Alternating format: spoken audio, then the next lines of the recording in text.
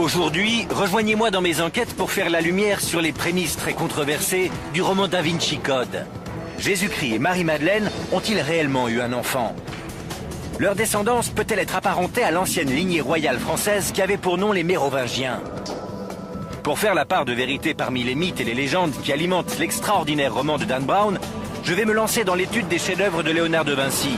Partir explorer les grottes dans lesquelles ont été découverts les manuscrits de la Mère Morte et procéder à l'analyse ADN d'une reine mérovingienne. Mon objectif est de déterminer s'il est possible de retrouver des traces génétiques de Jésus-Christ et de Marie-Madeleine. À la recherche de la vérité, je ne reculerai devant rien. Je crois que la corde ne tiendra pas.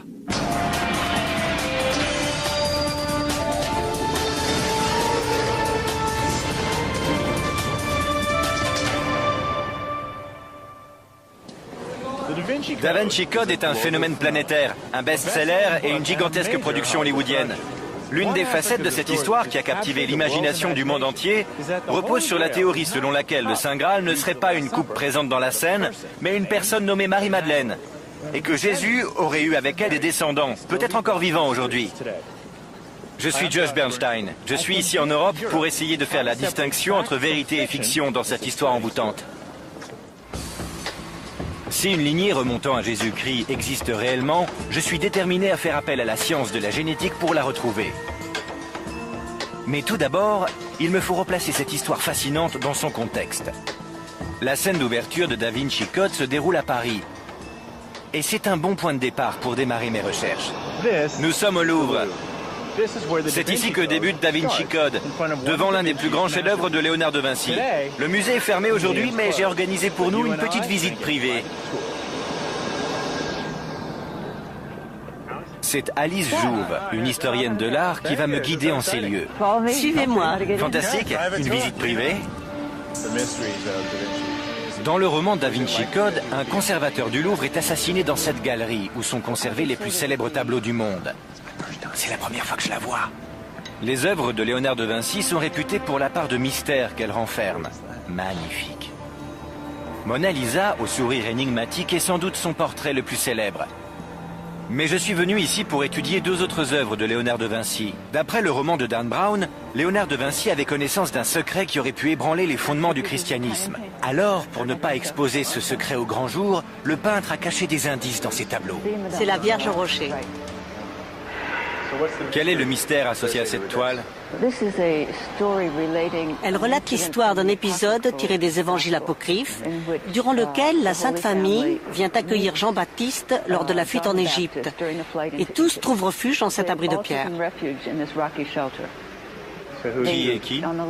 Alice Jouve m'explique que cette toile illustre une rencontre entre Jésus-Christ et Saint Jean-Baptiste, qui d'après certaines croyances aurait eu lieu lors de la fuite vers l'Égypte. Ce voyage est brièvement évoqué dans l'Évangile selon saint Matthieu, mais il est bien plus détaillé dans les évangiles apocryphes qui ne font pas partie de la Bible. Mais Alice Jouve me révèle également que Léonard de Vinci était un novateur. Il ne représentait pas les scènes bibliques selon les attentes de ses clients. Ce tableau est particulièrement ambigu. On a du mal à savoir qui des deux protagonistes bénit l'autre. J'imagine que s'il s'agissait de Jean-Baptiste avec l'archange Uriel, et que c'était Jésus avec la Vierge Marie, ce qui me paraît logique... Oui. Alors on peut affirmer que c'est Jean-Baptiste qui bénit l'enfant Jésus. C'est possible. Mais dans ce cas, pourquoi les dépeindre d'une manière qui porte à confusion? C'est à De Vinci qu'il faudrait le demander.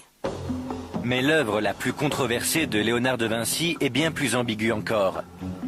Il s'agit d'une fresque ornant les murs d'un couvent à Milan. Elle représente la scène, le dernier repas du Christ. D'après le roman Da Vinci Code, la personne assise à la droite de Jésus, que l'on suppose être le jeune et imberbe apôtre Jean, serait en réalité Marie-Madeleine. Mais plus surprenant encore, le roman nous révèle qu'elle occupe la place d'honneur lors du dernier repas, parce qu'elle serait l'épouse de Jésus. Autre affirmation, la coupe de vin du Christ, plus communément appelée le Saint Graal, n'est visible nulle part. Le roman soutient la thèse selon laquelle cette absence de coupe ferait partie d'un code très élaboré que Léonard de Vinci aurait glissé dans son œuvre. Le plus grand secret de ce code, c'est que le sang du Christ ne serait pas contenu dans une coupe, mais dans les entrailles de Marie-Madeleine.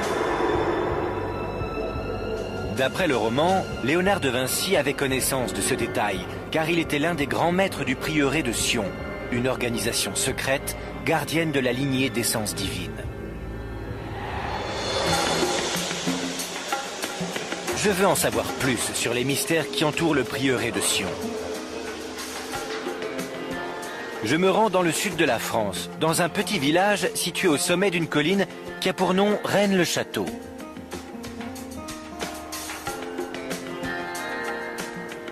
Les rumeurs prétendent que c'est ici que furent révélés pour la première fois les secrets du prieuré de Sion au XIXe siècle. L'homme qui a exposé l'affaire au grand jour, un certain Béranger Saunière. L'abbé Saunière était le curé de Rennes-le-Château. C'était un homme d'origine modeste, mais mystérieusement, du jour au lendemain, il se trouva en possession de beaucoup d'argent. Une énorme somme d'argent, dont personne ne put jamais expliquer la provenance. Nous y voilà. Touvia Fogel, qui est chercheur, me montre comment l'abbé Saunière a employé sa mystérieuse fortune.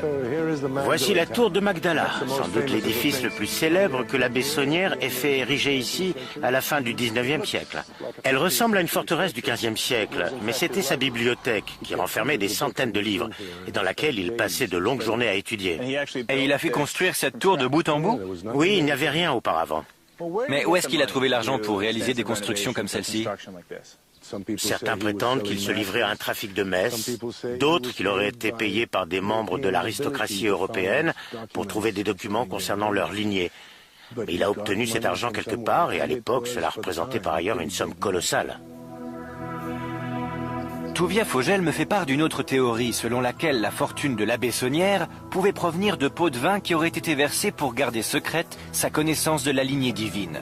Or, lorsque Saunière a dépensé sa fortune dans ses nombreux projets de construction, il est évident qu'une personne était omniprésente dans son esprit, Marie-Madeleine. C'est pas un peu curieux de faire construire une tour dédiée à une femme considérée comme une prostituée par l'Église? On trouve dans le sud de la France de nombreuses églises dédiées à Marie-Madeleine. C'est un culte très répandu dans cette région. Touvia m'explique que l'abbé Saunière ne s'est pas seulement contenté de dédier la tour à Marie-Madeleine, il a également donné son nom à l'église. Béranger Saunière aurait effectué tous ses travaux après avoir soi-disant découvert des documents cachés dans l'un des piliers de l'église. Apparemment, ces documents livreraient une histoire du christianisme radicalement différente et pour le moins choquante. Il fournirait également des détails concernant une lignée qui s'étendrait de Jésus-Christ à une dynastie royale française du 6e et 7e siècle, les Mérovingiens.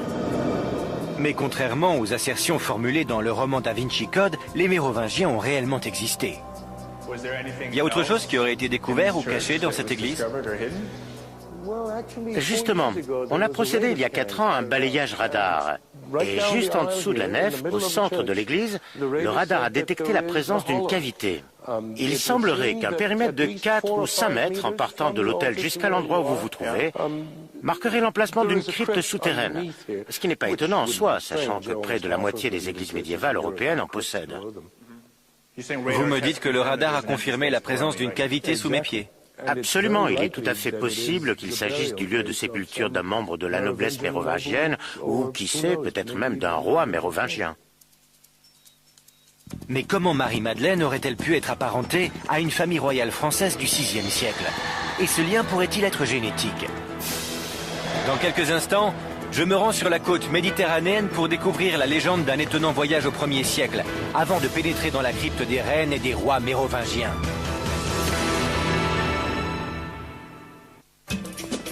Ma quête pour découvrir la vérité qui se cache derrière l'histoire de Da Vinci Code m'a conduit dans le sud de la France.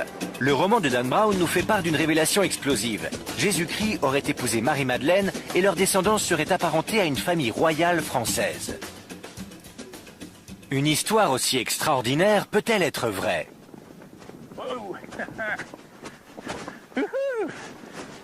Bienvenue en Camargue.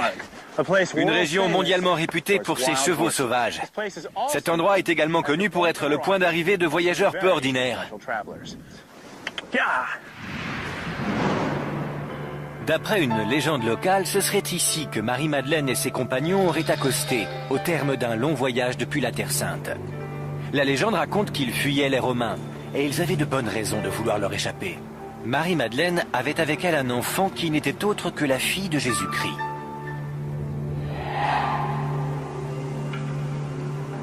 Située en centre-ville, cette église qui surplombe la commune de Sainte-Marie-de-la-Mer est dédiée à Marie-Madeleine et à sa compagne de voyage Marie-Salomé. Là, ce sont les deux Maries. L'écrivain Tim Wallace Murphy est ici pour me raconter les légendes qui entourent toujours cette église. Aujourd'hui, cette église est dédiée aux deux Maries? C'est ce que la plaque située à l'extérieur, ainsi que l'Église catholique, veulent bien nous laisser croire. Mais dans l'imagination populaire, et plus particulièrement au sein des communautés gitanes du monde entier, elle est dédiée à l'enfant Sarah, qui fait l'objet d'une fervente vénération dans la chapelle.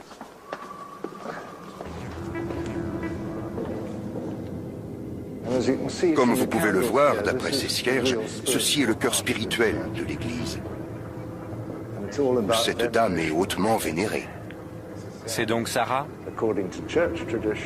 D'après la tradition de l'Église, elle était la servante de Marie-Madeleine et de Marie-Salomé. Selon une autre tradition, elle serait la fille de Jésus et de Marie-Madeleine. Quelle est la probabilité que Jésus ait eu un enfant? C'est incontestable, cela ne fait aucun doute. Il y a 3 traditions juives qui se rejoignent pour renforcer cette thèse.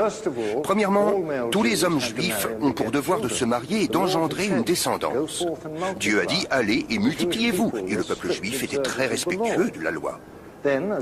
D'autre part, en tant que rabbin, Jésus aurait dû être marié et avoir des enfants, car il est dit dans le Nouveau Testament que Jésus était rabbin. Qu'en est-il d'une éventuelle lignée dont on pourrait retrouver la trace? Il est presque certain qu'il y en a une. Et on pourrait l'établir s'il n'y avait pas un vide administratif et documentaire entre la chute de l'Empire romain et, disons, le Xe siècle. Mais il y a une théorie selon laquelle on retrouverait une trace de cette lignée chez les Mérovingiens, et Dan Brown a repris cette thèse dans son roman. La plupart des spécialistes en études bibliques ne partagent pas la conviction de Tim Wallace Murphy quant à la situation de famille de Jésus. En revanche, l'existence d'une famille royale mérovingienne est quant à elle indéniable. Voilà qui est intéressant. Réfléchissez à cette série d'hypothèses. Si Jésus avait été marié, aussi insensé que cela paraisse, si Marie-Madeleine et lui avaient eu un enfant, si cet enfant était arrivé dans le sud de la France, et s'il était à l'origine de la dynastie mérovingienne, serait-il possible de trouver encore aujourd'hui des traces de cette lignée royale? Il n'y a qu'un seul moyen de le savoir. Je pars retrouver l'un des plus grands experts européens habilités à effectuer des analyses sur des ADN anciens. Je veux procéder à une recherche couvrant une période de 2000 ans sur une lignée dont les origines remonteraient de la Terre Sainte pour s'étendre jusqu'en Europe. À l'université de Louvain en Belgique, le professeur Jean-Jacques Cassiman a déjà étudié l'ADN de la famille royale française. Il a récemment mis un terme à une ancienne polémique en prouvant, ADN à l'appui, que le fils supposé de Marie-Antoinette et de Louis XVI était bel et bien l'enfant dont le corps avait été retrouvé au temple. C'est le scientifique idéal pour m'aider dans mes recherches. J'étudie le roman Da Vinci Code et la théorie de la descendance de Jésus, des Mérovingiens à aujourd'hui. Oui. J'aimerais savoir comment la science de la génétique peut m'aider dans ma quête. Voyez-vous, la fréquence de certains types d'ADN varie d'une communauté ou d'une population à l'autre. Et c'est sur ce point qu'il faut concentrer ses recherches. En d'autres termes, il faut essayer de déterminer quelle est la fréquence des profils ADN particuliers dans la communauté dont Marie-Madeleine était originaire. Ça veut dire que vous avez une base de données consignant des marqueurs génétiques d'individus à travers le monde entier, Oui. et vous pouvez déterminer lesquels d'entre eux sont originaires du Moyen-Orient? Oui. Pour que ma quête soit réaliste, où dois-je me rendre et que dois-je vous ramener concrètement? Et si vous ne pouvez pas retrouver Marie-Madeleine, la meilleure alternative serait d'obtenir des ossements ou des restes d'un individu qui serait un de ses descendants potentiels, afin que nous puissions les examiner. Le professeur Cassiman me confie que si je parviens à me procurer un fragment d'os appartenant à une personne issue de la lignée de Marie-Madeleine, son laboratoire sera en mesure de rechercher toute trace d'ADN intacte. Ce qui implique une opération consistant à réduire en poudre les ossements, puis en extraire et agrandir toute trace d'ADN encore présente dans les fragments. Il m'explique que seul l'ADN mitochondrial peut être identifié dans des restes aussi anciens. Il s'agit d'une molécule d'ADN qui demeure intacte durant des milliers d'années. Admettons que je sois capable de me procurer un échantillon d'ADN mitochondrial. Oui. Comment cela peut-il m'aider à prouver ou non que cette personne est apparentée à Jésus? L'ADN seul ne pourra rien vous révéler.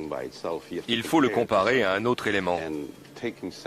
Il faut prélever des échantillons parmi la communauté à laquelle il appartient et vérifier si l'origine supposée des ossements et celle des personnes prélevées est la même. Si les théories avancées dans Da Vinci Code sont avérées, alors je dois m'attendre à trouver des marqueurs génétiques de type moyen-oriental dans l'ADN mérovingien. Oui, et nous pourrons ainsi comparer les deux populations, dont celle du Moyen-Orient en l'occurrence, et définir s'il y a oui ou non compatibilité. Alors la meilleure chose à faire à présent, et j'ignore si j'en ai la possibilité, c'est de trouver un monarque mérovingien qui pourrait nous fournir son ADN. Oui, tout à fait. Bonne chance. Merci. Je n'ai plus qu'à retourner à Paris et je vous tiens informé. Très bien. Bonne chance. Merci. Un souverain mort depuis des siècles pourrait détenir la clé du grand mystère de Da Vinci Code. Mais quelle chance a-t-on de pouvoir trouver un squelette royal près de 1500 ans après les faits? Pour me pencher sur cette question, je me suis rendu dans la somptueuse basilique de Saint-Denis, située dans la banlieue nord de Paris. C'est ici même, sous les pavés de ce sol très ancien, que les archéologues ont fait une découverte tout à fait étonnante. J'ai rendez-vous avec Daniel Perrier, l'un des plus grands experts français de l'époque mérovingienne. Il me dit que cette basilique n'est pas seulement un lieu de culte, mais que c'est aussi le site de sépulture de la monarchie française depuis la toute première dynastie. Celle qui m'intéresse est la mérovingienne. Normalement, le public n'est pas autorisé ici. Excellent. J'ai un accès spécial. C'est l'aventure. Ça alors. Voici les sarcophages. On compte une soixantaine de tombeaux mérovingiens. Une soixantaine? Oui, une soixantaine. Tous des nobles. Tous ces sarcophages, ça donne la chair de poule. Oui. Cet endroit est immense. Oui, et une partie reste encore à dégager. Vous voyez, au-delà de ce mur, au fond, il reste des sarcophages qui attendent d'être exhumés. Et on sait qui se trouve à l'intérieur? Non, on n'en sait rien. Vraiment? Oui, on l'ignore. Tous des mérovingiens dont on ignore le nom. Oui, car il n'y a aucune inscription sur les couvercles. À l'exception toutefois d'une reine prénommée Arégonde, que l'on a pu identifier grâce à ses bijoux. Ah oui, vous savez qui elle est grâce à ses bijoux? Oui. Excellent. Où sont ces restes? Ils se trouvent au musée d'archéologie nationale. Ai-je la possibilité de les voir? Oui, bien sûr. Vraiment? Oui. Parfait. Le sarcophage de la reine Arégonde se trouve désormais à l'étage avec le reste de la monarchie française. Mais sa dépouille est conservée de l'autre côté de Paris, au musée des Antiquités nationales de Saint-Germain-en-Laye. Les restes de la reine Arégonde pourraient constituer un indice d'une importance capitale. Quelles réponses génétiques peuvent nous offrir les ossements de cette reine mérovingienne?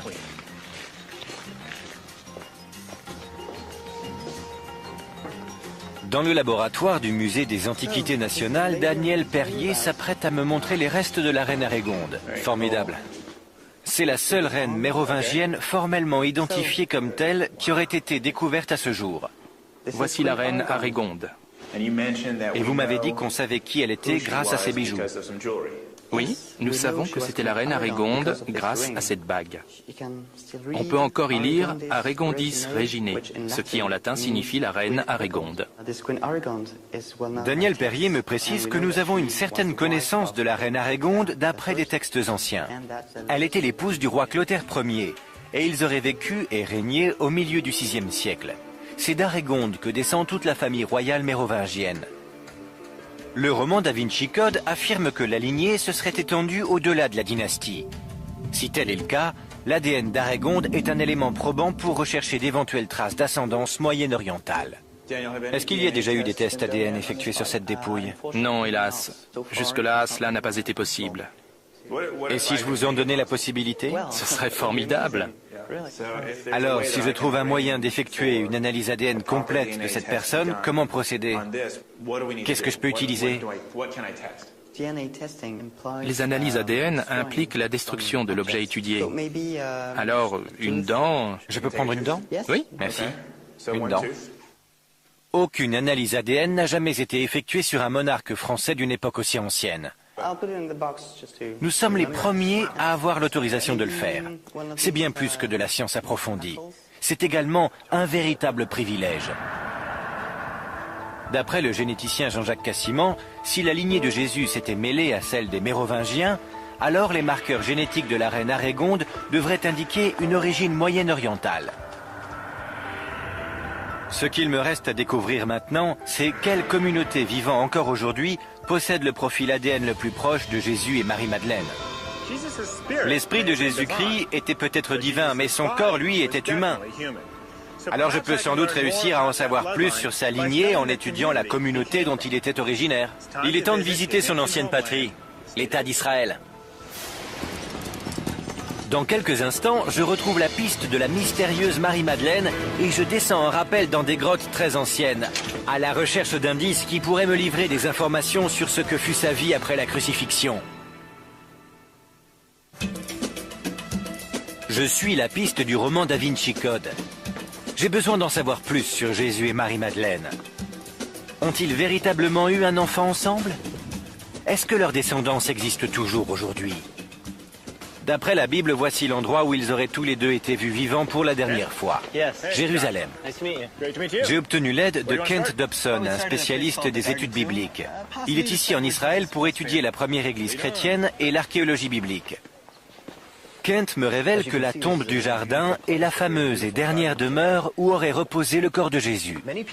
Beaucoup croient que c'est ici que Jésus a ressuscité. À la fin du 19e siècle, un protestant nommé Charles Gordon serait venu ici et aurait identifié la tombe de Jésus en tant que telle. Allons la découvrir. D'accord.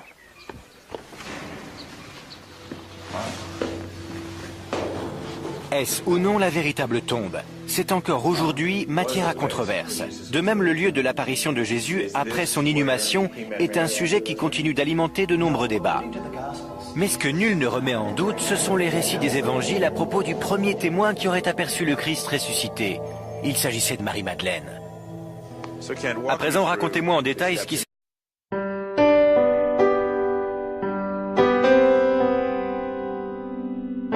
passé après la résurrection. D'après les évangiles, un groupe de femmes serait venu se recueillir sur la tombe de Jésus. Et d'après l'évangile selon Saint Jean en particulier, c'est Marie-Madeleine qui aurait eu en premier une conversation avec Jésus, ici, dans ce jardin. Tout d'abord, elle ne l'a pas reconnu. Elle a cru qu'il s'agissait du jardinier. Puis, au fil de la discussion, elle a fini par reconnaître son interlocuteur et elle prononce le terme « rabboni », probablement en araméen, ce qui signifie « mon rabbin ». Quelle portée cela peut-il avoir si le fait que la première à voir le Christ ressuscité était une femme, et surtout que cette femme en question était Marie-Madeleine? C'est tout à fait singulier, car nous avons affaire à une société très patriarcale, et on peut légitimement s'attendre à ce que les témoins soient des hommes, surtout si cet événement spectaculaire est destiné à être consigné. Or, dans ce cas présent, ce sont des femmes. Elles sont ensuite allées trouver les disciples pour leur raconter ce qu'elles ont vu, mais ils ont refusé de les croire. Pourrait-il s'agir de ce que Dan Brown appelle le féminin sacré, à savoir l'importance des femmes dans cette culture? Il apparaît que les évangiles élèvent la position des femmes au rang de disciples de Jésus, leur donnant ainsi une voix et une place importante. Et si Jésus avait eu effectivement des femmes disciples, cela aurait fait de lui un personnage d'autant plus révolutionnaire que les rabbins n'ont pas pour coutume d'avoir des femmes disciples. Il est surprenant qu'à une époque où la société était totalement dominée par les hommes, cet épisode crucial de l'histoire chrétienne ait été le fait d'un témoin féminin. Mais plus étonnant encore, ce fut la dernière fois qu'on entendit parler de Marie-Madeleine dans la Bible autorisée. Au fil des âges, de nombreuses légendes livrent des versions différentes de ce qu'il advint de Marie-Madeleine après la crucifixion. Selon l'une d'entre elles, Joseph d'Arimathie, le gardien de la tombe du jardin, conduisit discrètement Marie-Madeleine hors d'Israël après la mort de Jésus. Il craignait que les autorités qui avaient condamné Jésus à mort ne s'en prennent à toute personne proche de son entourage, et plus particulièrement à celle dont on disait qu'elle était son épouse, Marie-Madeleine. C'est cette version des événements qui est décrite dans le roman Da Vinci Code. Mais existe-t-il la moindre preuve qui pourrait soutenir cette thèse? D'après le roman Da Vinci Code, les indices permettant de faire la lumière sur la véritable histoire de Jésus, de Marie-Madeleine et du Saint Graal ont été retrouvés ici, dans les grottes de Qumran, en plein cœur du désert de Judée. Une communauté juive religieuse, les Esséniens, vivait sur les hauteurs surplombant la mer Morte à l'époque de Jésus. Ils seraient les auteurs présumés d'une collection de parchemins appelée les manuscrits de la mer Morte. Le roman Da Vinci Code affirme que ces textes, ainsi que d'autres documents retrouvés en Égypte, livreraient une version alternative des événements qui auraient suivi la mort de Jésus. Et maintenant, la descente en rappel. Sur quelle distance on descend? 53 mètres environ. Parfait, d'accord. Ça va être amusant. Ouais, très bien. On se retrouve en bas.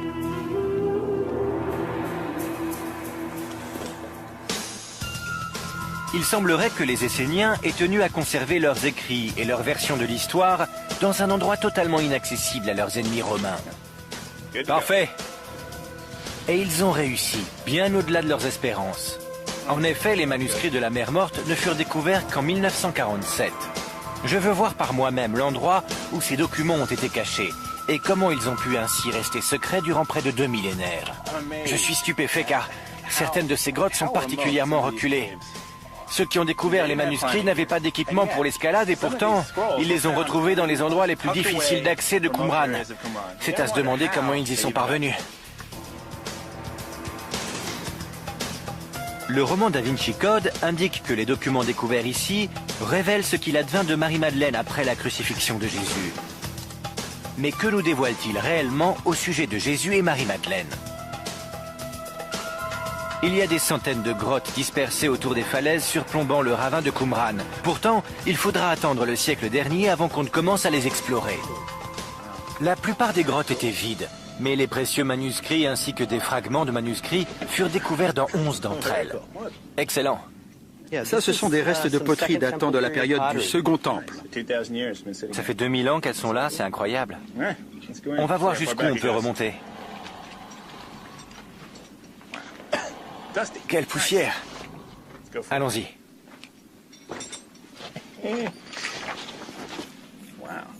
Ces grottes ont l'air profondes. Ce sont des chauves-souris? Oui, vous les voyez? Elles se reposent tranquillement. Ouais. Pourquoi le plafond est noir? C'est probablement à cause des bergers bédouins. Parfois, ils viennent passer la nuit ici et ils allument un feu. À vrai dire, c'est comme cela qu'ont été découverts les manuscrits de la mer Morte. Un berger bédouin a lancé une pierre dans une grotte et il a entendu un bruit de poterie brisée. Alors, il est revenu le lendemain et il a trouvé tout un ensemble de pots cassés ainsi que des manuscrits et des fragments de manuscrits qu'il a ensuite vendus sur un marché d'objets anciens contre quelques pièces. Qu'est-ce que les manuscrits nous apprennent au sujet de Jésus et de Marie-Madeleine? En ce qui concerne Jésus, aucune mention n'est faite de lui. Il en va de même pour Marie-Madeleine, Jean-Baptiste, le christianisme ou les disciples de Jésus. Les manuscrits de la mer Morte ne disent rien sur ce point. Vraiment? Aucune mention n'est faite de Jésus ou de Marie-Madeleine dans ces textes? Aucune. Aucun élément de théorie alternative ou concernant sa lignée ou une éventuelle relation entre Jésus et Marie-Madeleine? Rien. C'est le vide absolu. C'est formidable de visiter l'endroit où ont été découverts les célèbres manuscrits de la mer Morte, mais pour moi c'est l'impasse. Ce passage du roman Da Vinci Code relève donc de la pure fiction. D'après Kent Dobson, les manuscrits de la mer Morte ne font aucune mention de Jésus ou de toute autre théorie parallèle relative au Saint Graal. Cependant, Kent me confie que les autres documents retrouvés en Égypte et mentionnés dans le roman Da Vinci Code existent réellement et qu'ils citent Jésus et Marie-Madeleine. Ces versions alternatives de l'histoire chrétienne sont appelées les évangiles gnostiques. On trouve même parmi ces textes un évangile de Marie-Madeleine. Malheureusement pour les experts, la plupart de son contenu est manquant. Toutefois, d'autres références sont disponibles. La plus captivante est l'évangile gnostique de Philippe, qui fait allusion à une relation privilégiée entre Jésus et Marie-Madeleine, bien plus intime que celle qui est décrite dans la Bible. Un des passages mentionne que Jésus embrassait fréquemment Marie-Madeleine sur... Mais il y a un trou dans le manuscrit, et donc on ignore où il l'embrassait. Cela attise ma curiosité, et je suis déterminé à en savoir plus sur Jésus, Marie-Madeleine, ainsi que la communauté dans laquelle il vivait. Dans quelques instants, je pars explorer les vestiges d'une ville que Jésus et Marie-Madeleine auraient bien connue. Et je vais me servir de la langue qu'ils parlaient pour tenter de retrouver les descendants de leur communauté. J'enquête au sujet de la révélation surprenante qui a été faite dans le roman Da Vinci Code, selon laquelle une lignée remontant de Jésus-Christ à une famille royale française existerait peut-être encore aujourd'hui. J'ai prélevé un échantillon provenant des restes de la seule reine mérovingienne identifiée comme telle, et je l'ai fait parvenir, pour une analyse ADN, à un laboratoire spécialisé. À présent, il me faut prélever un échantillon d'ADN de type moyen-oriental afin de le comparer à celui de la reine. Kent Dobson, un spécialiste en études bibliques, m'aide à retrouver la trace des plus proches descendants encore vivants de la communauté à laquelle Jésus et Marie-Madeleine appartenaient. Commençons par Marie-Madeleine. Pour quelqu'un qui a été témoin d'un épisode crucial de l'histoire chrétienne, à savoir la résurrection du Christ, nous ne savons étrangement que peu de choses d'elle. En réalité, le seul élément concret que nous possédons est son nom, Madeleine, qui d'après les spécialistes signifie « de Magdala ». Où sommes-nous? Dans un endroit très peu touristique. Il n'existe pas de ville actuelle ayant pour nom Magdala, mais Kent m'emmène visiter des vestiges, en dehors des limites autorisées, près de Migdal, en Galilée. Il fallait une autorisation spéciale. Quelle est l'histoire de ces piliers? Ils datent du 1er siècle, ce qui correspond à l'époque de Jésus. L'architecture ici est en majorité romaine. Ça alors? Oui. Et les restes de poterie ici, ils datent de la même époque? Oui, vous pouvez les ramasser. Ce sont des petits fragments de poterie. On en trouve partout ici, c'est un peu comme la décharge du monde antique. Kent me confie qu'il tient absolument à me montrer les vestiges de cet édifice antique. Croyez-le ou non, ceci est probablement une ancienne synagogue datant du 1er siècle. Comme vous le voyez, il y a des marches, qui étaient sans doute des sièges, et ici une série de piliers assez petits qui devaient soutenir la voûte du bâtiment. Est-ce qu'on connaît le nom de cette ancienne ville? Oui, ou du moins, on suppose qu'il s'agit du village de Magdala. Magdala. Cet endroit est tout ce qu'il reste de la ville de Magdala. Bien qu'on ne sache que peu de choses au sujet de Marie-Madeleine, on suppose qu'il s'agissait de son village. Et il ne fait aucun doute que Jésus a vécu quelque part dans cette même région. Presque tous les spécialistes sont unanimes sur le fait que Jésus a vécu ici, en Galilée. Si cet endroit était effectivement une synagogue, et sachant que Jésus allait de village en village pour prêcher dans les synagogues, on peut imaginer qu'il soit venu ici. En suivant Jésus comme fil conducteur à travers cette lignée, qu'est-ce que vous pouvez me dire au sujet de sa communauté? La synagogue tenait une place prépondérante dans la vie du peuple juif. C'était leur lieu de culte et de rassemblement. Même si Jésus parlait hébreu au sein de la synagogue, la langue dans laquelle il s'adressait à Marie-Madeleine était vraisemblablement l'araméen. Est-ce qu'on peut avoir un aperçu de la culture de Jésus à travers sa langue? La langue, c'est la culture. Si on veut comprendre les fondements d'une culture, il faut aussi s'intéresser à sa langue. L'arabe est devenu la langue dominante au Moyen-Orient. Mais il y a 2000 ans, c'était l'araméen. Cette langue est l'héritage du premier grand empire mondial, les Assyriens. Aujourd'hui, l'araméen a presque totalement disparu. Or, Kent me révèle que l'une des plus anciennes communautés chrétiennes, l'église syriaque orthodoxe, continue d'utiliser l'araméen comme langue officielle. La langue va peut-être pouvoir nous conduire au lien génétique le plus proche de Jésus. Nous savons désormais que Jésus et Marie-Madeleine appartenaient à une communauté originaire de cette région, sur les rives du lac de Galilée. Le problème, c'est qu'il s'est écoulé plus de 2000 ans depuis que Jésus a pour la dernière fois marché le long de ces rives, et la communauté qui vivait ici s'est dispersée. Mais si la langue est un moyen de remonter jusqu'à cette communauté, alors l'araméen est ma prochaine visite. C'est une piste qui me ramène à Jérusalem, où je vais tenter de retrouver le peuple qui parle encore araméen. Bienvenue au marché de la vieille ville, où tout est à vendre et où tous les prix sont négociables. Mais c'est pour la religion et non pour ses commerces que Jérusalem est célèbre. C'est une ville sacrée pour les 3 principales religions mondiales et elle compte d'innombrables communautés spirituelles. L'une d'entre elles est au centre de mes recherches. L'église syriaque orthodoxe continue d'utiliser l'araméen à travers sa liturgie et dans la vie courante. Le monastère syriaque de Saint-Marc est caché dans les petites ruelles étroites de la vieille ville. J'ai pris rendez-vous avec l'archevêque. Alors que nous pénétrons dans l'édifice, l'archevêque me révèle que l'histoire de l'église syriaque orthodoxe remonte au tout début de l'ère chrétienne. C'était la maison de Marc. Les membres de cette communauté religieuse croient que Marc, qui était l'un des disciples de Jésus, a vécu ici et que c'est également entre ces murs que s'est déroulée la scène. Tous les écrits à l'intérieur de cette église sont en araméen, y compris leur Bible. On lit de droite à gauche? Comme l'hébreu et l'arabe. C'est une sorte de croisement entre les deux, on dirait. Pourriez-vous me lire un passage en araméen? Oui. L'archevêque propose de me réciter le Notre Père en araméen.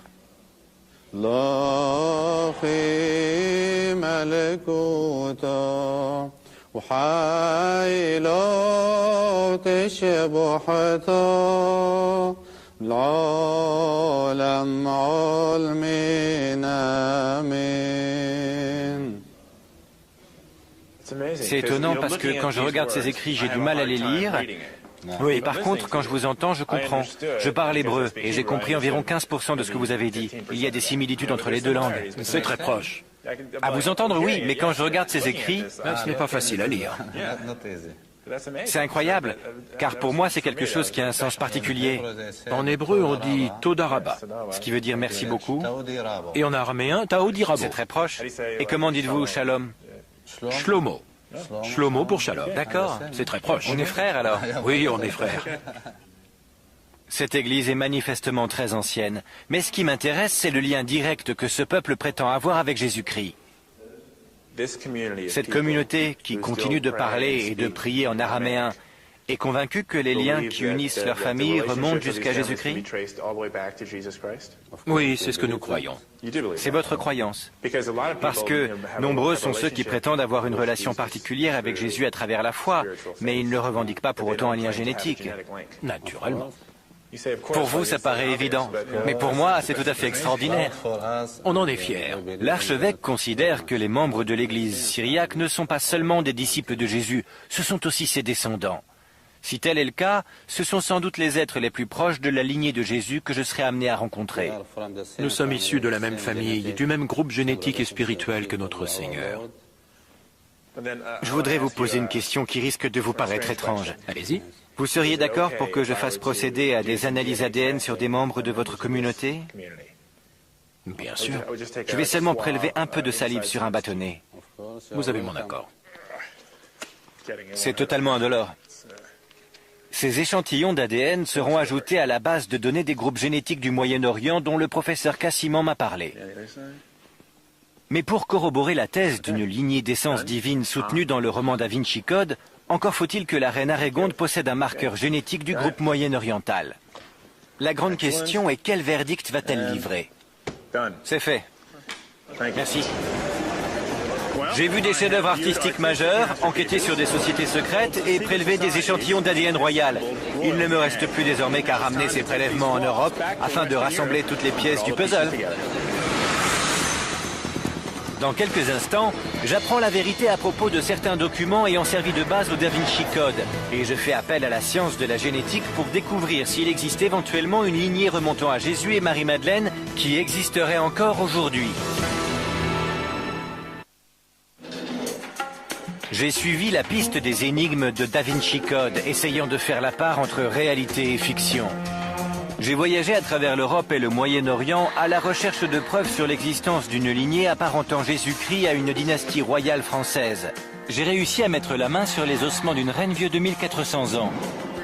Et je suis parti en quête d'un éventuel ADN identique parmi l'une des plus anciennes communautés chrétiennes au monde. L'analyse des échantillons d'ADN prend un certain temps. Aussi, je vais en profiter pour enquêter sur un dernier mystère en attendant les résultats. D'après le roman Da Vinci Code, une société secrète ayant pour nom le prieuré de Sion serait la gardienne du secret de la lignée divine. La seule preuve de l'existence de cette organisation secrète est une liste de ses membres. Elle fait partie d'une collection de documents appelés les dossiers secrets. Que signifient exactement ces documents ? Je me trouve actuellement à la Bibliothèque nationale de France où je viens d'obtenir l'autorisation spéciale de les consulter. Allons les découvrir ensemble. Les dossiers secrets ont soulevé un vif émoi lorsqu'ils ont pour la première fois été rendus publics, en 1975. Ils ont servi d'inspiration à plusieurs romans, dont Da Vinci Code. Ils sont désormais conservés dans les coffres de la bibliothèque. Mais Alice Jouve a organisé pour moi une consultation spéciale sur support microfiche. Ce sont les fameux dossiers secrets. Tout à fait. D'où proviennent-ils? Ils ont été déposés à la Bibliothèque nationale en 1967. C'est très intéressant. Puis-je voir de quoi il parle? Bien sûr, il s'agit d'un ensemble de coupures de presse, de documents, de lettres et de cartes. Il y a également un arbre généalogique de la dynastie mérovingienne qui montre notamment le roi Dagobert II. Oui, ce nom m'est familier. C'était un roi mérovingien qui a été assassiné en 679. Je vois. Alice Jouve m'indique que l'une des ramifications de l'arbre généalogique mérovingien s'étend jusqu'au XXe siècle. C'est donc la base du Da Vinci Code. Oui, mais c'est une mystification. Qu'est-ce que vous dites? Cet arbre généalogique a été fabriqué de toutes pièces par Pierre Plantard. Il n'y a aucune preuve historique permettant d'avancer que Dagobert II aurait eu une descendance. Mais tout ceci, Oui, toutes ces personnes, une pure invention. qu'y a-t-il d'autre? On y trouve également un autre document très intéressant, une liste des grands maîtres du prieuré de Sion. Et là, vous remarquerez le nom de Léonard de Vinci. Ah oui, Léonard de Vinci, 1510-1519. Alors une partie de l'histoire au moins serait vraie. Non, rien n'est vrai, car la création du prieuré de Sion date de 1956. Quoi, 1956? 1956. Et cette liste est l'œuvre du même auteur que l'arbre généalogique? Absolument. Si j'ai bien compris, ces deux éléments ne sont que des mensonges. Oui. Pierre Plantard, l'homme qui est à l'origine des dossiers secrets, a finalement avoué sous serment en 1993 qu'il avait inventé de toutes pièces ces documents. Les preuves écrites de la supposée lignée divine mise en évidence dans le roman Da Vinci Code seraient apparemment une invention datant du XXe siècle. Or, comme nous l'avons vu, la croyance selon laquelle Marie-Madeleine serait arrivée ici en Europe perdure depuis des siècles. Je retourne en Belgique, à l'université de Louvain, où le professeur Jean-Jacques Cassimant et son équipe ont analysé les échantillons d'ADN que je leur ai rapportés. Il reste une dernière question encore sans réponse. Existe-t-il un lien génétique entre Jésus-Christ, Marie-Madeleine, leur communauté au Moyen-Orient et la reine Arégonde de la dynastie mérovingienne? C'est ce que nous allons découvrir. Le professeur Cassimant me confie que ce fut une opération délicate. Il est très difficile d'extraire de l'ADN d'un ossement vieux de 1400 ans.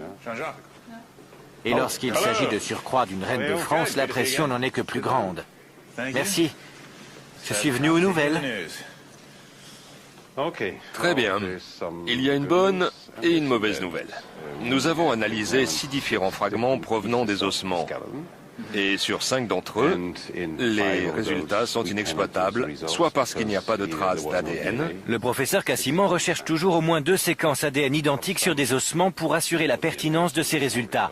Et malheureusement, il ne les a pas encore trouvés. Mais la bonne nouvelle, c'est que le dernier fragment qui provient d'un os du pied nous a donné une séquence parfaitement distincte et l'indication qu'il contient suffisamment d'ADN. C'est une grande nouvelle. Oui, Vous avez le premier ADN d'un membre de la monarchie mérovingienne? absolument. D'accord. Et quel est le résultat de la comparaison avec la séquence ADN des familles du Moyen-Orient? Eh bien, les résultats à ce jour font explicitement ressortir qu'il s'agit d'un ADN typique du groupe européen. Européen. Et pas du Moyen-Orient. C'est clairement un ADN caractéristique des populations européennes.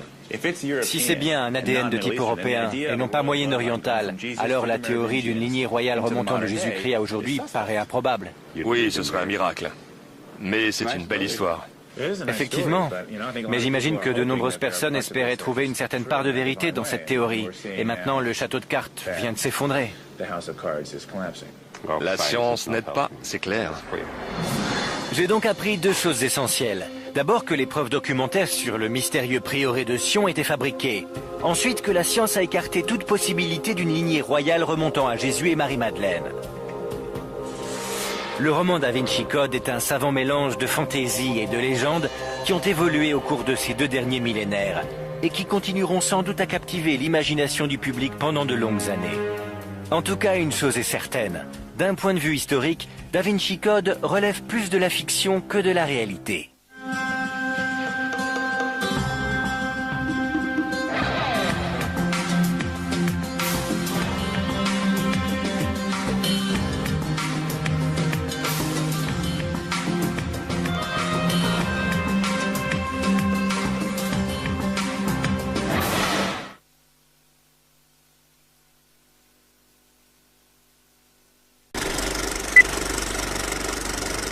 l'autorisation spéciale de les consulter. Allons les découvrir ensemble. Les dossiers secrets ont soulevé un vif émoi lorsqu'ils ont pour la première fois été rendus publics, en 1975. Ils ont servi d'inspiration à plusieurs romans, dont Da Vinci Code. Ils sont désormais conservés dans les coffres de la bibliothèque, mais Alice Jouve a organisé pour moi une consultation spéciale sur support microfiche. Ce sont les fameux dossiers secrets. Tout à fait. D'où proviennent-ils? Ils ont été déposés à la Bibliothèque nationale en 1967. C'est très intéressant. Puis-je voir de quoi il parle? Bien sûr, il s'agit d'un ensemble de coupures de presse, de documents, de lettres et de cartes. Il y a également un arbre généalogique de la dynastie mérovingienne qui montre notamment le roi Dagobert II. Oui, ce nom m'est familier. C'était un roi mérovingien qui a été assassiné en 679. Je vois. Alice Jouve m'indique que l'une des ramifications de l'arbre généalogique mérovingien s'étend jusqu'au XXe siècle. C'est donc la base du Da Vinci Code. Oui, mais c'est une mystification. Qu'est-ce que vous dites? Cet arbre généalogique a été fabriqué de toutes pièces par Pierre Plantard. Il n'y a aucune preuve historique permettant d'avancer que Dagobert II aurait eu une descendance. Mais tout ceci, Oui, toutes ces personnes, une pure invention. qu'y a-t-il d'autre? On y trouve également un autre document très intéressant, une liste des grands maîtres du prieuré de Sion. Et là, vous remarquerez le nom de Léonard de Vinci. Ah oui, Léonard de Vinci, 1510-1519. Alors une partie de l'histoire au moins serait vraie.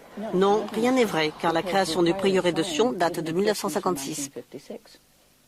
Quoi? 1956? 1956. Et cette liste est l'œuvre du même auteur que l'arbre généalogique? Absolument. Si j'ai bien compris, ces deux éléments ne sont que des mensonges. Oui.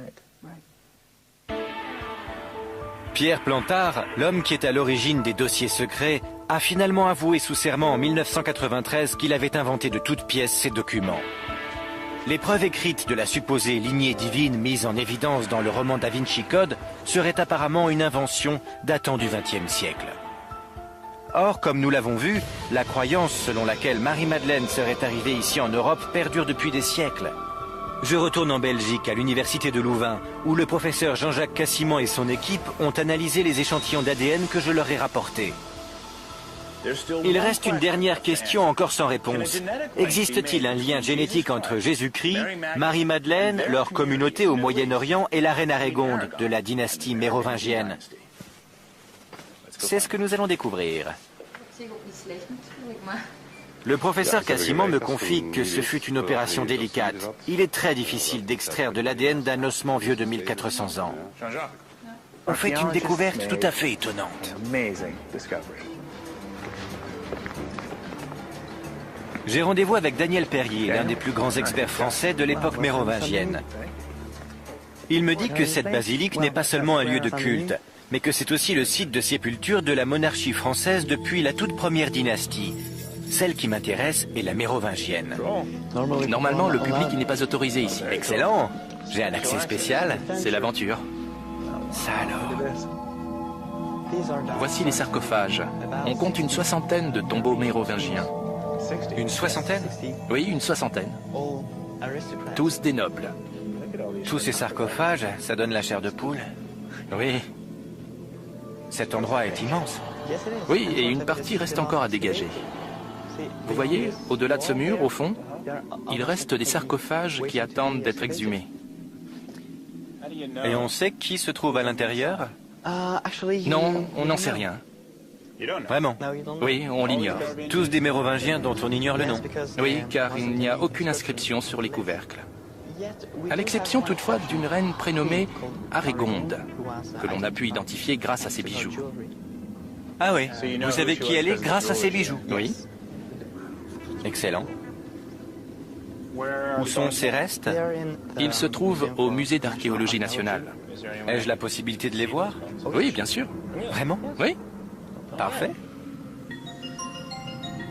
Le sarcophage de la reine Arégonde se trouve désormais à l'étage avec le reste de la monarchie française. Mais sa dépouille est conservée de l'autre côté de Paris, au musée des Antiquités nationales de Saint-Germain-en-Laye. Les restes de la reine Arégonde pourraient constituer un indice d'une importance capitale. Quelles réponses génétiques peuvent nous offrir les ossements de cette reine mérovingienne?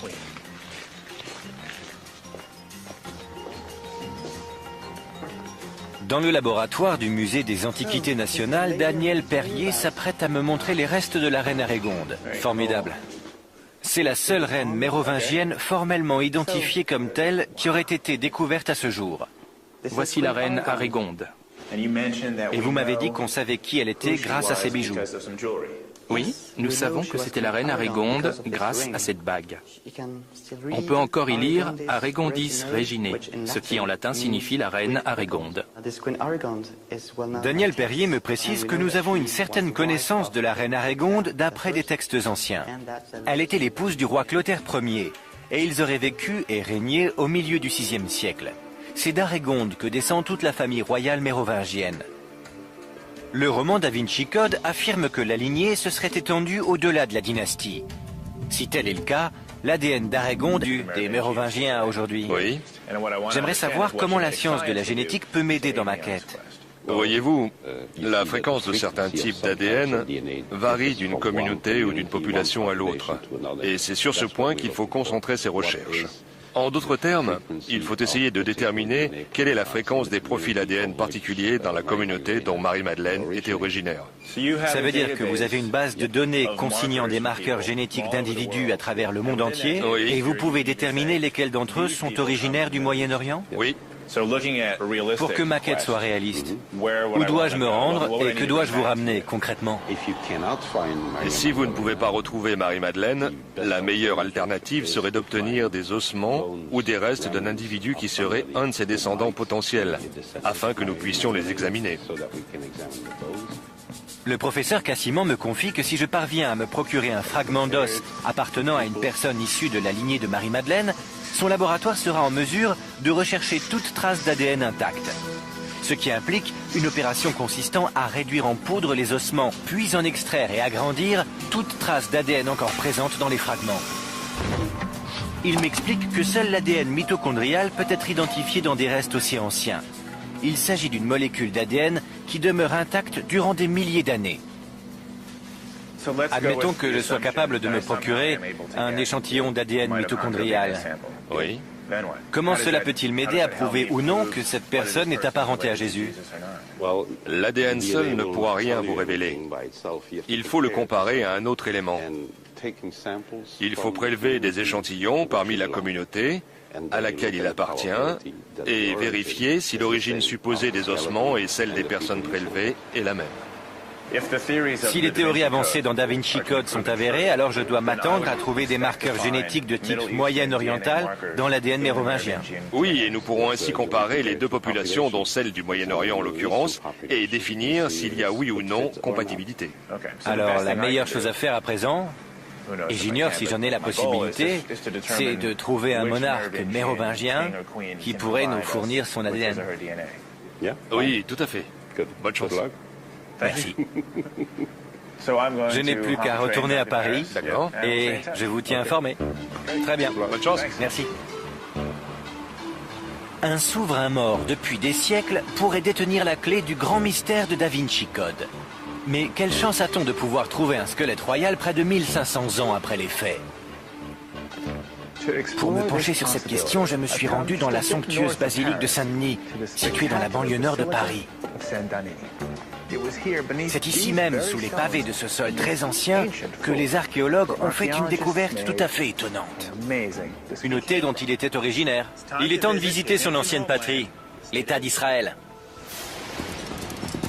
Dans quelques instants, je retrouve la piste de la mystérieuse Marie-Madeleine et je descends en rappel dans des grottes très anciennes, à la recherche d'indices qui pourraient me livrer des informations sur ce que fut sa vie après la crucifixion. Je suis la piste du roman Da Vinci Code. J'ai besoin d'en savoir plus sur Jésus et Marie-Madeleine. Ont-ils véritablement eu un enfant ensemble? Est-ce que leur descendance existe toujours aujourd'hui? D'après la Bible, voici l'endroit où ils auraient tous les deux été vus vivants pour la dernière fois. Jérusalem. J'ai obtenu l'aide de Kent Dobson, un spécialiste des études bibliques. Il est ici en Israël pour étudier la première église chrétienne et l'archéologie biblique. Kent me révèle que la tombe du jardin est la fameuse et dernière demeure où aurait reposé le corps de Jésus. Beaucoup croient que c'est ici que Jésus a ressuscité. À la fin du 19e siècle, un protestant nommé Charles Gordon serait venu ici et aurait identifié la tombe de Jésus en tant que telle. Allons la découvrir. D'accord.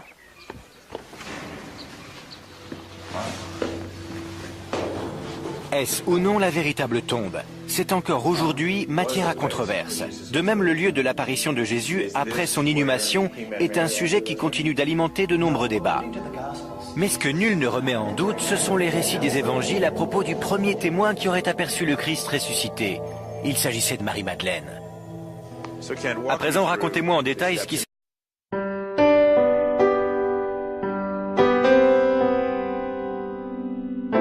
passé après la résurrection. D'après les évangiles, un groupe de femmes serait venu se recueillir sur la tombe de Jésus. Et d'après l'évangile selon Saint Jean en particulier, c'est Marie-Madeleine qui aurait eu en premier une conversation avec Jésus, ici, dans ce jardin. Tout d'abord, elle ne l'a pas reconnu. Elle a cru qu'il s'agissait du jardinier. Puis, au fil de la discussion, elle a fini par reconnaître son interlocuteur et elle prononce le terme « rabboni », probablement en araméen, ce qui signifie « mon rabbin ».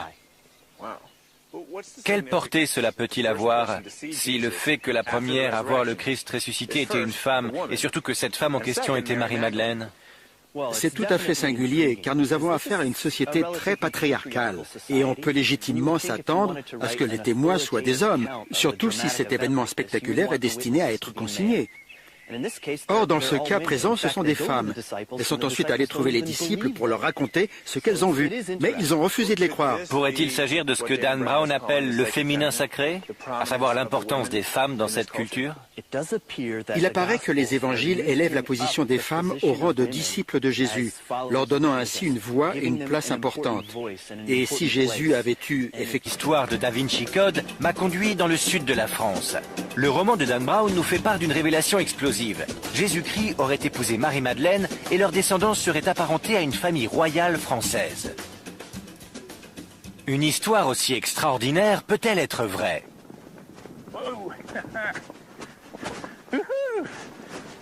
Bienvenue en Camargue, une région mondialement réputée pour ses chevaux sauvages. Cet endroit est également connu pour être le point d'arrivée de voyageurs peu ordinaires. D'après une légende locale, ce serait ici que Marie-Madeleine et ses compagnons auraient accosté, au terme d'un long voyage depuis la Terre Sainte. La légende raconte qu'ils fuyaient les Romains, et ils avaient de bonnes raisons de vouloir leur échapper. Marie-Madeleine avait avec elle un enfant qui n'était autre que la fille de Jésus-Christ.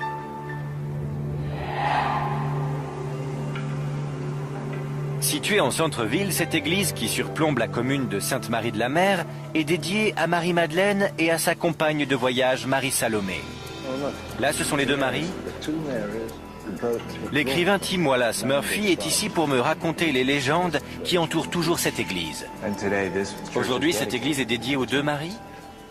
C'est ce que la plaque située à l'extérieur, ainsi que l'Église catholique, veulent bien nous laisser croire. Mais dans l'imagination populaire, et plus particulièrement au sein des communautés gitanes du monde entier, elle est dédiée à l'enfant Sarah, qui fait l'objet d'une fervente vénération dans la chapelle.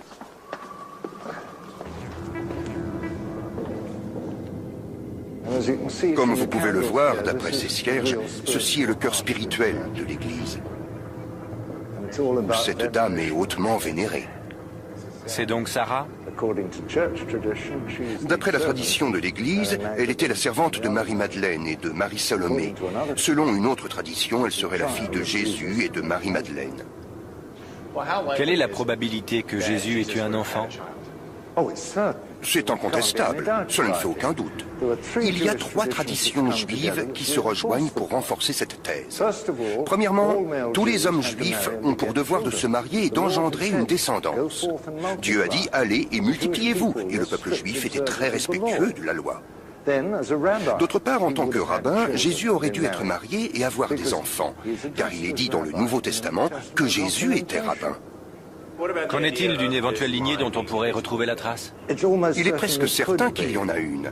Et on pourrait l'établir s'il n'y avait pas un vide administratif et documentaire entre la chute de l'Empire romain et, disons, le Xe siècle. Mais il y a une théorie selon laquelle on retrouverait une trace de cette lignée chez les Mérovingiens. Et Dan Brown a repris cette thèse dans son roman. La plupart des spécialistes en études bibliques ne partagent pas la conviction. Dans les synagogues, on peut imaginer qu'il soit venu ici. En suivant Jésus comme fil conducteur à travers cette lignée, qu'est-ce que vous pouvez me dire au sujet de sa communauté? La synagogue tenait une place prépondérante dans la vie du peuple juif. C'était leur lieu de culte et de rassemblement. Même si Jésus parlait hébreu au sein de la synagogue, la langue dans laquelle il s'adressait à Marie-Madeleine était vraisemblablement l'araméen. Est-ce qu'on peut avoir un aperçu de la culture de Jésus à travers sa langue? La langue, c'est la culture. Si on veut comprendre les fondements d'une culture, il faut aussi s'intéresser à sa langue. L'arabe est devenu la langue dominante au Moyen-Orient. Mais il y a 2000 ans, c'était l'araméen. Cette langue est l'héritage du premier grand empire mondial, les Assyriens. Aujourd'hui, l'araméen a presque totalement disparu. Or, Kent me révèle que l'une des plus anciennes communautés chrétiennes, l'église syriaque orthodoxe, continue d'utiliser l'araméen comme langue officielle. La langue va peut-être pouvoir nous conduire au lien génétique le plus proche de Jésus. Nous savons désormais que Jésus et Marie-Madeleine appartenaient à une communauté originaire de cette région, sur les rives du lac de Galilée. Le problème, c'est qu'il s'est écoulé plus de 2000 ans depuis que Jésus a pour la dernière fois marché le long de ces rives. Et la communauté qui vivait ici s'est dispersée. Mais si la langue est un moyen de remonter jusqu'à cette communauté, alors l'araméen est ma prochaine visite. C'est une piste qui me ramène à Jérusalem, où je vais tenter de retrouver le peuple qui parle encore araméen.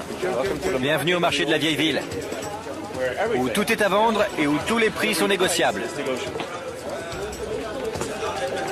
Mais c'est pour la religion et non pour ses commerces que Jérusalem est célèbre. C'est une ville sacrée pour les 3 principales religions mondiales et elle compte d'innombrables communautés spirituelles. L'une d'entre elles est au centre de mes recherches. L'église syriaque orthodoxe continue d'utiliser l'araméen à travers sa liturgie et dans la vie courante. Le monastère syriaque de Saint-Marc est caché dans les petites ruelles étroites de la vieille ville. J'ai pris rendez-vous avec l'archevêque. Alors que nous pénétrons dans l'édifice, l'archevêque me révèle que l'histoire de l'église syriaque orthodoxe remonte au tout début de l'ère chrétienne. C'était la maison de Marc. Les membres de cette communauté religieuse croient que Marc, qui était l'un des disciples de Jésus, a vécu ici et que c'est également entre ces murs que s'est déroulée la scène. Tous les écrits à l'intérieur de cette église sont en araméen, y compris leur Bible. On lit de droite à gauche, Comme l'hébreu et l'arabe. C'est une sorte de croisement entre les deux, on dirait. Pourriez-vous me lire un passage en araméen? Oui. L'archevêque propose de me réciter le Notre Père en araméen. Vous ne pouvez pas retrouver Marie-Madeleine, la meilleure alternative serait d'obtenir des ossements ou des restes d'un individu qui serait un de ses descendants potentiels, afin que nous puissions les examiner.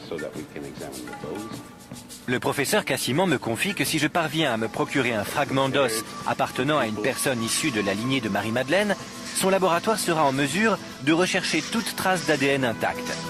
Ce qui implique une opération consistant à réduire en poudre les ossements, puis en extraire et agrandir toute trace d'ADN encore présente dans les fragments. Il m'explique que seul l'ADN mitochondrial peut être identifié dans des restes aussi anciens. Il s'agit d'une molécule d'ADN qui demeure intacte durant des milliers d'années. Admettons que je sois capable de me procurer un échantillon d'ADN mitochondrial. Oui. Comment cela peut-il m'aider à prouver ou non que cette personne est apparentée à Jésus? L'ADN seul ne pourra rien vous révéler. Il faut le comparer à un autre élément. Il faut prélever des échantillons parmi la communauté à laquelle il appartient et vérifier si l'origine supposée des ossements et celle des personnes prélevées est la même. Si les théories avancées dans Da Vinci Code sont avérées, alors je dois m'attendre à trouver des marqueurs génétiques de type moyen-oriental dans l'ADN mérovingien. Oui, et nous pourrons ainsi comparer les deux populations, dont celle du Moyen-Orient en l'occurrence, et définir s'il y a oui ou non compatibilité. Alors la meilleure chose à faire à présent, et j'ignore si j'en ai la possibilité, c'est de trouver un monarque mérovingien qui pourrait nous fournir son ADN. Oui, tout à fait. Bonne chance. Merci. Je n'ai plus qu'à retourner à Paris et je vous tiens informé. Très bien. Bonne chance. Merci. Un souverain mort depuis des siècles pourrait détenir la clé du grand mystère de Da Vinci Code. Mais quelle chance a-t-on de pouvoir trouver un squelette royal près de 1500 ans après les faits? Pour me pencher sur cette question, je me suis rendu dans la somptueuse basilique de Saint-Denis, située dans la banlieue nord de Paris. C'est ici même, sous les pavés de ce sol très ancien, que les archéologues ont fait une découverte tout à fait étonnante. J'ai rendez-vous avec Daniel Perrier, l'un des plus grands experts français de l'époque mérovingienne. Il me dit que cette basilique n'est pas seulement un lieu de culte, mais que c'est aussi le site de sépulture de la monarchie française depuis la toute première dynastie. Celle qui m'intéresse est la mérovingienne. Normalement, le public n'est pas autorisé ici. Excellent! J'ai un accès spécial. C'est l'aventure. Ça alors. Voici les sarcophages. On compte une soixantaine de tombeaux mérovingiens. Une soixantaine? Oui, une soixantaine. Tous des nobles. Tous ces sarcophages, ça donne la chair de poule. L'abbé Saunière était le curé de Rennes-le-Château. C'était un homme d'origine modeste, mais mystérieusement, du jour au lendemain, il se trouva en possession de beaucoup d'argent. Une énorme somme d'argent, dont personne ne put jamais expliquer la provenance. Le y voilà.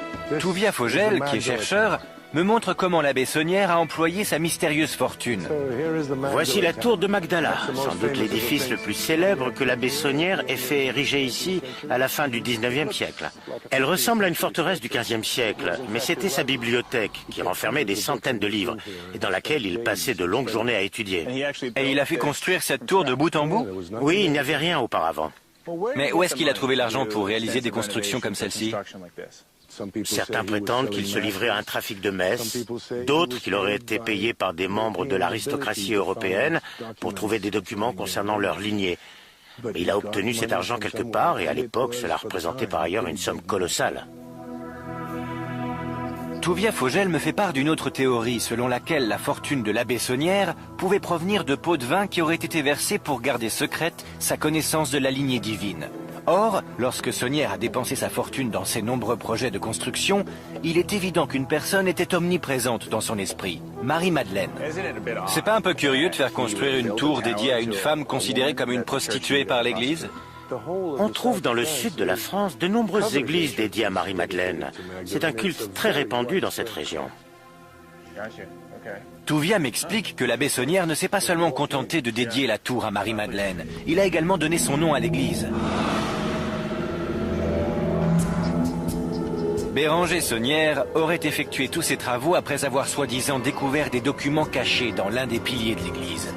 Apparemment, ces documents livreraient une histoire du christianisme radicalement différente et pour le moins choquante. Il fournirait également des détails concernant une lignée qui s'étendrait de Jésus-Christ à une dynastie royale française du 6e et 7e siècle, les Mérovingiens. Mais contrairement aux assertions formulées dans le roman Da Vinci Code, les Mérovingiens ont réellement existé. Il y a autre chose qui aurait été découvert ou caché dans cette église? Justement, on a procédé il y a 4 ans à un balayage radar. Et juste en dessous de la nef, au centre de l'église, le radar a détecté la présence d'une cavité. Il semblerait qu'un périmètre de 4 ou 5 mètres en partant de l'autel jusqu'à l'endroit où vous vous trouvez marquerait l'emplacement d'une crypte souterraine. Ce qui n'est pas étonnant en soi, sachant que près de la moitié des églises médiévales européennes en possèdent. Vous me dites que le radar a confirmé la présence d'une cavité sous mes pieds? Absolument, il est tout à fait possible qu'il s'agisse du lieu de sépulture d'un membre de la noblesse mérovingienne ou, qui sait, peut-être même d'un roi mérovingien. Mais comment procéder à des analyses ADN sur des membres de votre communauté? Bien sûr. Je vais seulement prélever un peu de salive sur un bâtonnet. Vous avez mon accord. C'est totalement indolore. Ces échantillons d'ADN seront ajoutés à la base de données des groupes génétiques du Moyen-Orient dont le professeur Cassiman m'a parlé. Mais pour corroborer la thèse d'une lignée d'essence divine soutenue dans le roman Da Vinci Code, encore faut-il que la reine Arégonde possède un marqueur génétique du groupe moyen-oriental. La grande question est quel verdict va-t-elle livrer? C'est fait. Merci. J'ai vu des chefs-d'œuvre artistiques majeurs, enquêté sur des sociétés secrètes et prélevé des échantillons d'ADN royal.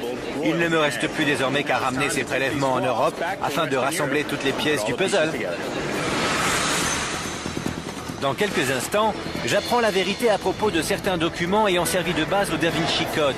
Et je fais appel à la science de la génétique pour découvrir s'il existe éventuellement une lignée remontant à Jésus et Marie-Madeleine qui existerait encore aujourd'hui. J'ai suivi la piste des énigmes de Da Vinci Code, essayant de faire la part entre réalité et fiction. J'ai voyagé à travers l'Europe et le Moyen-Orient à la recherche de preuves sur l'existence d'une lignée apparentant Jésus-Christ à une dynastie royale française. J'ai réussi à mettre la main sur les ossements d'une reine vieux de 1400 ans. Et je suis parti en quête d'un éventuel ADN identique parmi l'une des plus anciennes communautés chrétiennes au monde. L'analyse des échantillons d'ADN prend un certain temps. Aussi, je vais en profiter pour enquêter sur un dernier mystère en attendant les résultats. D'après le roman Da Vinci Code, une société secrète ayant pour nom le prieuré de Sion serait la gardienne du secret de la lignée divine. La seule preuve de l'existence de cette organisation secrète est une liste de ses membres. Elle fait partie d'une collection de documents appelés les dossiers secrets. Que signifient exactement ces documents ? Je me trouve actuellement à la Bibliothèque nationale de France où je viens d'obtenir l'autorisation spéciale de les consulter. Allons les découvrir ensemble. Les dossiers secrets ont soulevé un vif émoi lorsqu'ils ont pour la première fois été rendus publics, en 1975. Ils ont servi d'inspiration à plusieurs romans, dont Da Vinci Code. Ils sont désormais conservés dans les coffres de la bibliothèque, mais Alice Jouve a organisé pour moi une consultation spéciale sur support microfiche. Ce sont les fameux dossiers secrets. Tout à fait. D'où proviennent-ils? Ils ont été déposés à la Bibliothèque nationale en 1967. C'est très intéressant. Puis-je voir de quoi il parle? Bien sûr. Il s'agit d'un ensemble de coupures de presse, de documents, de lettres et de cartes. Il y a également un arbre généalogique de la dynastie mérovingienne qui montre notamment le roi Dagobert II. Oui, ce nom m'est familier. C'était Les plus célèbres tableaux du monde. C'est la première fois que je la vois. Les œuvres de Léonard de Vinci sont réputées pour la part de mystère qu'elles renferment. Magnifique. Mona Lisa, au sourire énigmatique, est sans doute son portrait le plus célèbre. Mais je suis venu ici pour étudier deux autres œuvres de Léonard de Vinci. D'après le roman de Dan Brown, Léonard de Vinci avait connaissance d'un secret qui aurait pu ébranler les fondements du christianisme. Alors, pour ne pas exposer ce secret au grand jour, le peintre a caché des indices dans ses tableaux. C'est la Vierge au rocher. Quel est le mystère associé à cette toile? Elle relate l'histoire d'un épisode tiré des évangiles apocryphes, durant lequel la Sainte Famille vient accueillir Jean-Baptiste lors de la fuite en Égypte. Et tous trouvent refuge dans cet abri de pierre. Qui est qui? Alice Jouve m'explique que cette toile illustre une rencontre entre Jésus-Christ et Saint Jean-Baptiste, qui d'après certaines croyances aurait eu lieu lors de la fuite vers l'Égypte. Ce voyage est brièvement évoqué dans l'Évangile selon saint Matthieu, mais il est bien plus détaillé dans les évangiles apocryphes qui ne font pas partie de la Bible. Mais Alice Jouve me révèle également que Léonard de Vinci était un novateur. Il ne représentait pas les scènes bibliques selon les attentes de ses clients. Ce tableau est particulièrement ambigu. On a du mal à savoir qui des deux protagonistes bénit l'autre. J'imagine que s'il s'agissait de Jean-Baptiste avec l'archange Uriel, et que c'était Jésus avec la Vierge Marie, ce qui me paraît logique... Oui. Alors on peut affirmer que c'est Jean-Baptiste qui bénit l'enfant Jésus. C'est possible.